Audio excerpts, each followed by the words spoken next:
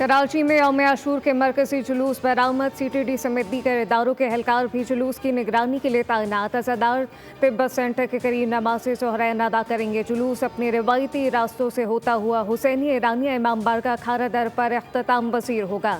यौम आशूर के मरकजी जुलूस की सिक्योरिटी के लिए फुल प्रूफ इंतजाम किए गए।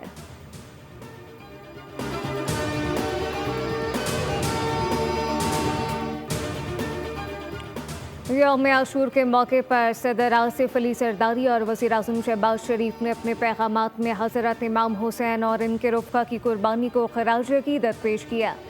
सदर मुमलिकत ने कहा कि यौम आशूर सब्र, कुर्बानी, हक़ गोई का दिन है। वज़ीर-ए-आज़म शहबाज शरीफ ने यौम आशूर को इंसानियत के ज़मीर को जगाने वाला दिन करार दिया। कहते हैं कि इमाम हुसैन की कुर्बानी अदल, हुर्रियत और उसूल पसंदी की रोशन मिसाल है।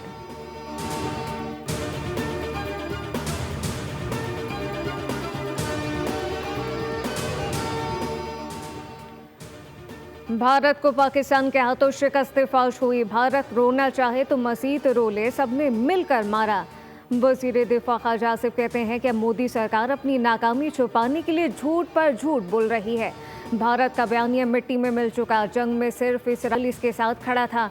राफेल तैयारे गिराने के लिए चीन का असलहा इस्तेमाल हुआ, लेकिन जंग पाकिस्तान ने खुद लड़ी और भारत को इसकी औकात याद दिला दी।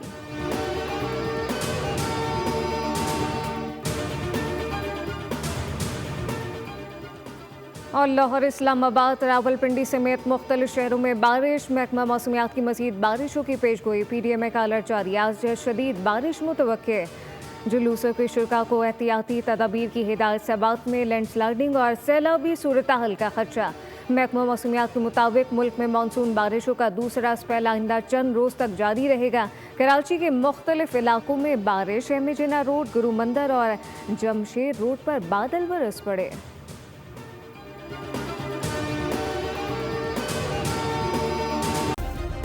सब्सक्राइब करें और बेल दबाएं ताकि कोई खबर रह न जाए।